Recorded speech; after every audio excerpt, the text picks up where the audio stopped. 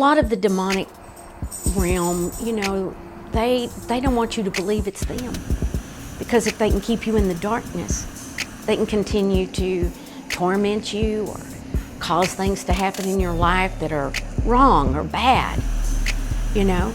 But once you start believing that, hey, there really are demons, there really are evil spirits, there really are tormentors, you know, this thing is not just me, then they have the hope that there's someone, somewhere, some way that they're going to get their life back.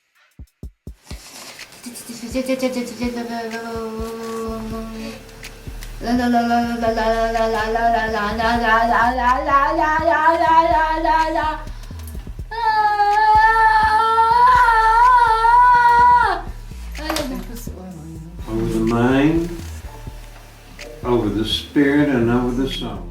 Commanding a demon to leave the body of a young woman in Nepal. Larry Pollard is an American from Texas. He and his wife Marion do deliverance ministry, known also as a form of exorcism. For the people who come to them, this is often their last stop in a long journey to try and feel well again.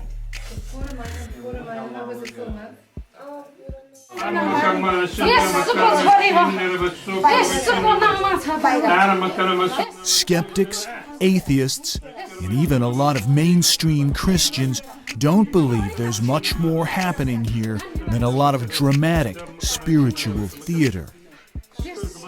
But if you talk to the people who say they've been helped by the Pollards, demons are real, and deliverance was the only thing that could save them.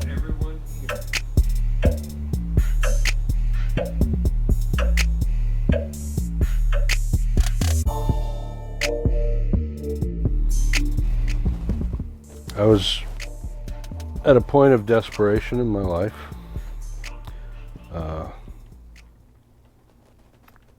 Things weren't going well, mainly in my marriage. My marriage was coming apart.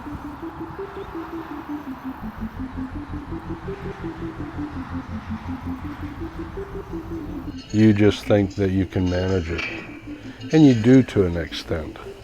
So if you visit, you know, back in my day it was just magazines behind a counter somewhere. And if you visit that once a month, you think, well, you know, I'm not, you know, there's nothing wrong with me. I'm like everyone else. But over time, you figure out that this thing has you. You don't have control over it. It's got control over you.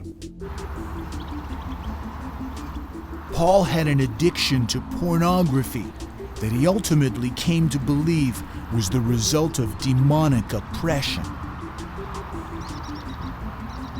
I knew that there was a presence coming in the room.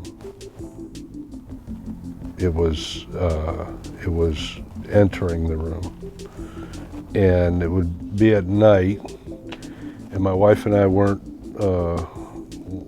in the same bed now. I was alone in that bed. She was somewhere else in the house. I would wake up at about 2 a.m,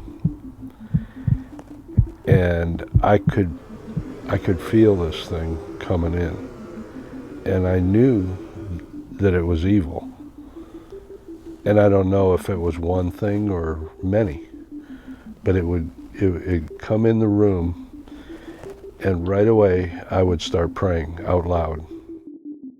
As it would happen, it would feel like it would almost like a blanket covering me, and my hair would stand up on its end.